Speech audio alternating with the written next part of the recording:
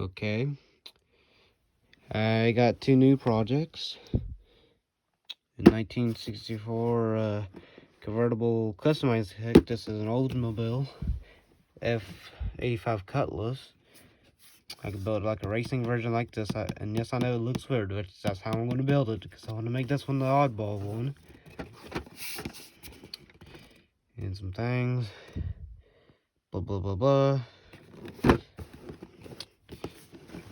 And then we got a 1970 Monte Carlo SS 454. There's the 454 cubic inch V8 engine, all that.